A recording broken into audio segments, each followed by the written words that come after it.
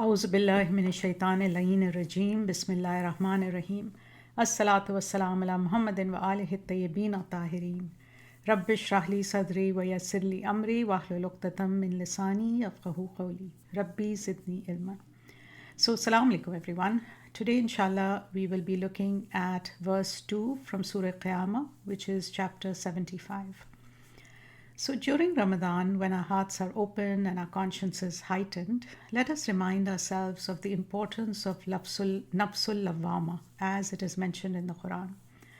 So, in chapter 75, which is Surah Al-Qiyamah, verse 2, Allah says, "Wala uqsimu bin Nafs al-Lawwama." Nay, I swear by the self-accusing soul. And now we know that whenever Allah chooses to swear by something, it is not because He needs to convince us of His veracity, obviously, right? Rather, it is an invitation for mankind for us to take the object of the oath very seriously and to reflect upon its importance in our lives. So, what is this Nafsul Lawwama that Allah subhanahu wa ta'ala is swearing by? Allah has placed within our soul a capacity for self-censorship. We can look at our own deeds and we can judge whether they are in line with where we want to be or not in line, right? That's what we mean by self-censorship. So the Quran swears by the Nafsul Lawwama to emphasize its crucial role in guiding us towards self-improvement and spiritual awakening. The soul that accuses us, points out our shortcomings, and creates a sense of guilt when we are veering off the straight path. It is an internal compass that is programmed to guide us towards His pleasure.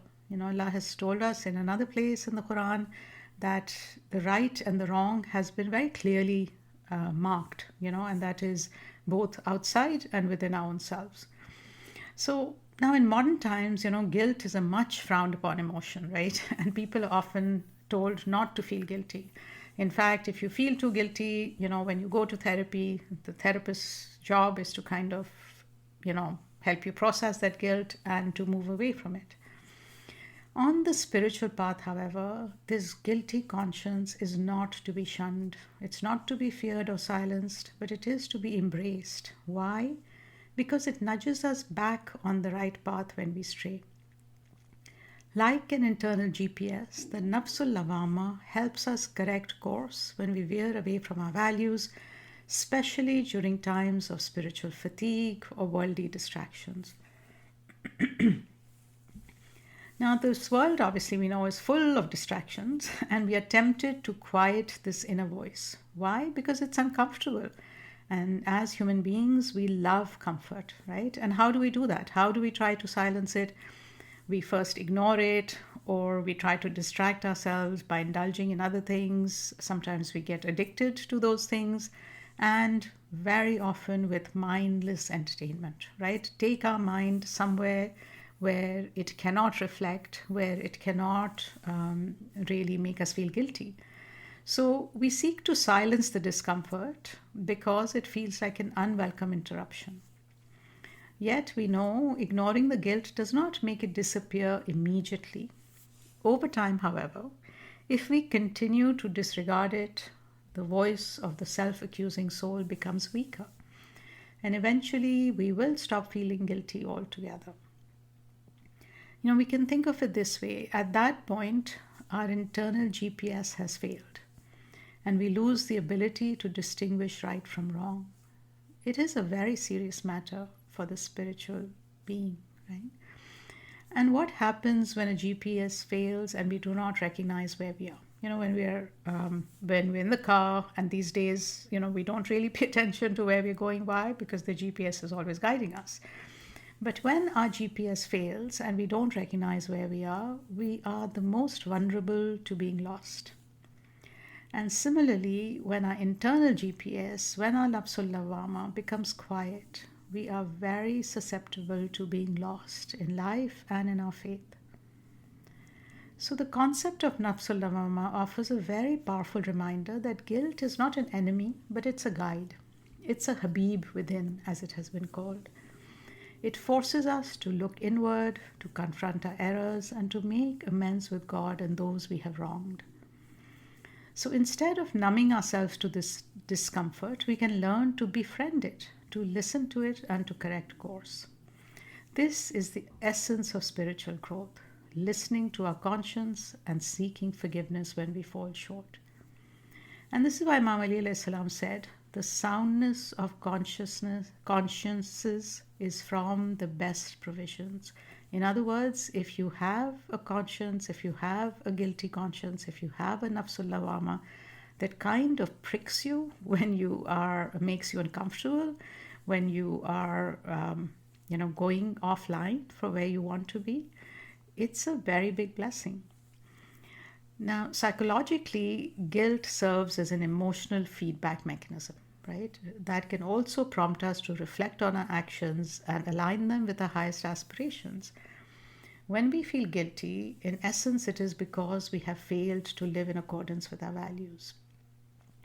And this sense of unease can be a prompt to reevaluate our behavior, make necessary changes, and heal the relationships we had damaged, both with ourselves, with others, and of course with God. So scholars explain that the sense of guilt acts as a mini judgment, akin to the larger judgment we will all face on the day of resurrection. And this is what, Surah Al-Qiyamah, I really invite you to reflect on it. I think we have probably an episode on it somewhere long time ago on Surah Al-Qiyamah. And the whole surah the beginning of the surah talks about how the day of judgment starts within us, with the mini judgment, with the Nafs al-Lawwama.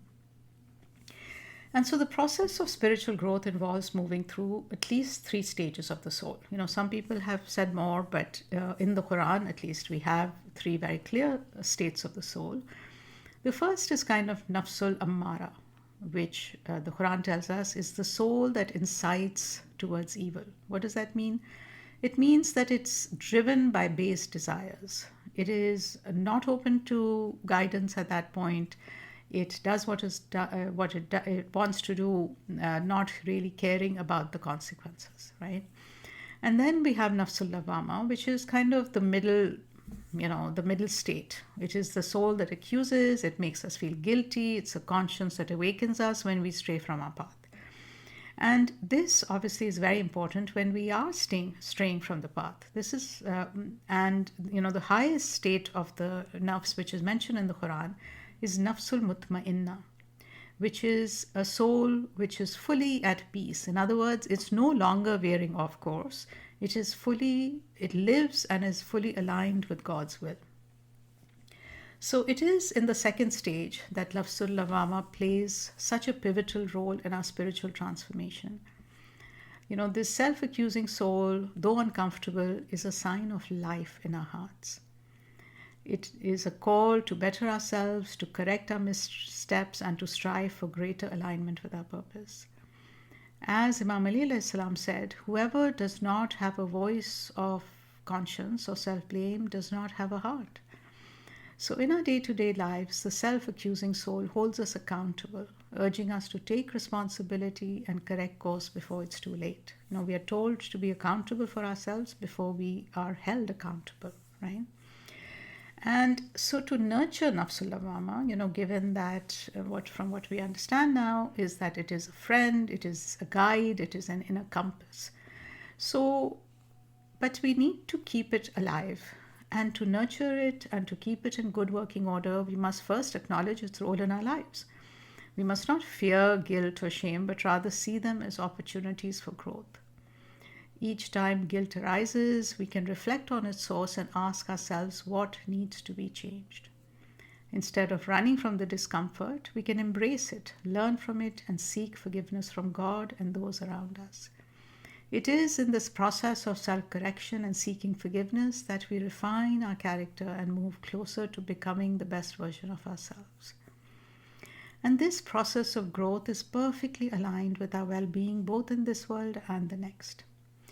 When we follow our conscience, we do not live in regret, which is much more uncomfortable than guilt, because guilt can still guide us, but regret happens when we have missed opportunities for not taking them, right?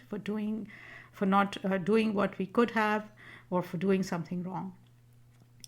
So, contrary to social media memes, self-worth and self-esteem does not come from external sources and just from telling ourselves that we are worth something, right? In the days when well-being, eudaimonia that we have spoken about, was very much connected to living a life of virtue.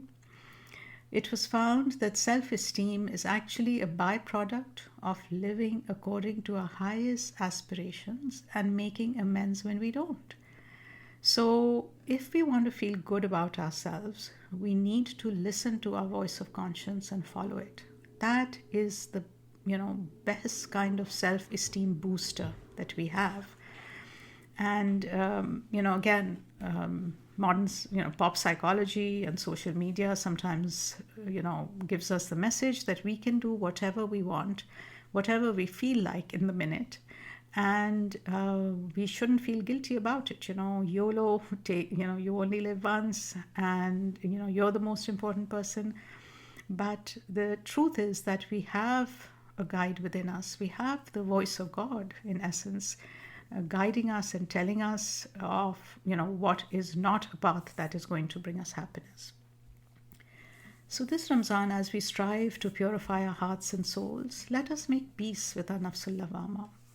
Let us use it as a guide to improve ourselves, knowing that that its discomfort is a sign of life within us, a sign that we are still capable of growth and transformation. And may we continue on the path of self-development with Nafs al-Lawwama leading us towards peace, righteousness, and ultimate submission to God, inshallah. Assalamu alaikum wa rahmatullahi wa barakatuh.